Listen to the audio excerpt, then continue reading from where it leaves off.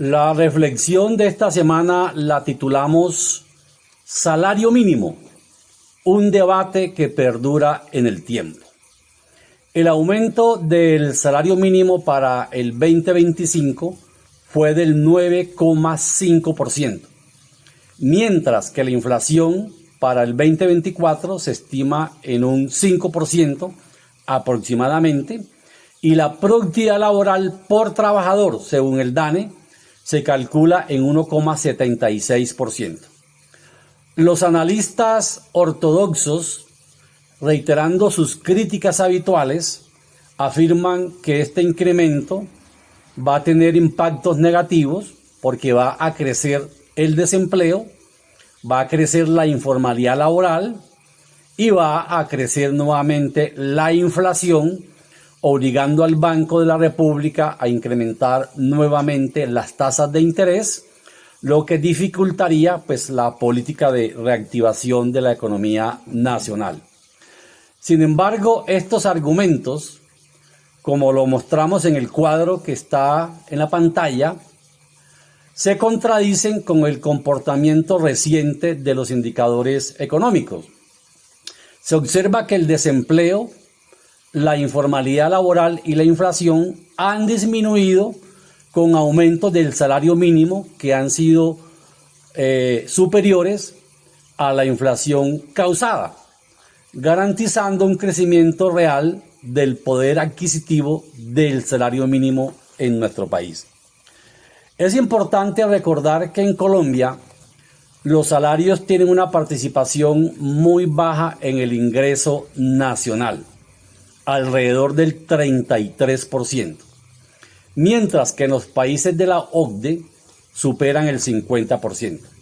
Por lo tanto, la política salarial debería orientarse a mejorar progresivamente esta participación, que es lo que intenta hacer el gobierno con estos incrementos del mínimo. Ahora, ¿por qué es necesario hacerlo? Porque aunque los salarios son parte de los costos de producción, también son fuente de demanda en la economía. Una política contraccionista en materia salarial reduce la capacidad de compra de la población, lo que a su vez genera dificultades para que las empresas logren vender sus productos y servicios. En términos de costo, existe el mito de que si los salarios suben por encima de la inflación causada, esto genera inflación. Es bueno aclarar que el impacto inflacionario podría presentarse cuando estos incrementos superan la inflación causada y la productividad de la economía.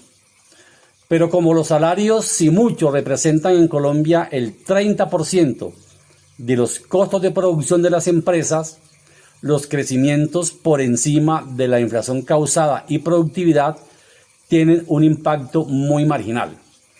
Por ejemplo, si el incremento salarial se da 3 puntos por encima de la inflación causada más la productividad, esos 3 puntos los multiplico por el 30% y me da 0,9.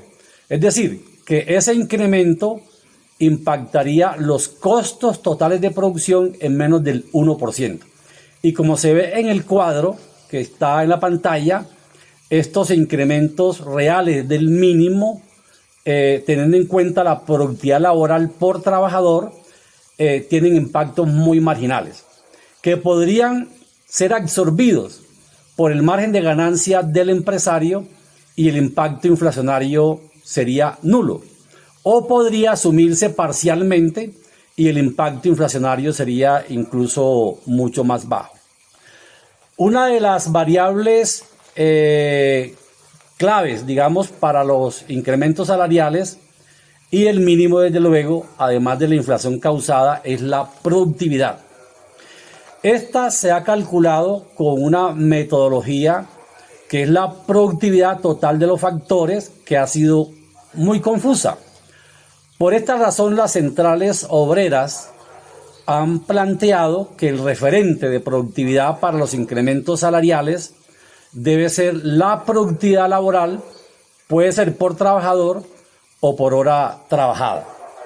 De todas formas, la productividad laboral requiere indiscutiblemente refinarse técnicamente, porque en Colombia hemos tenido un manejo muy político de esta variable central en la economía.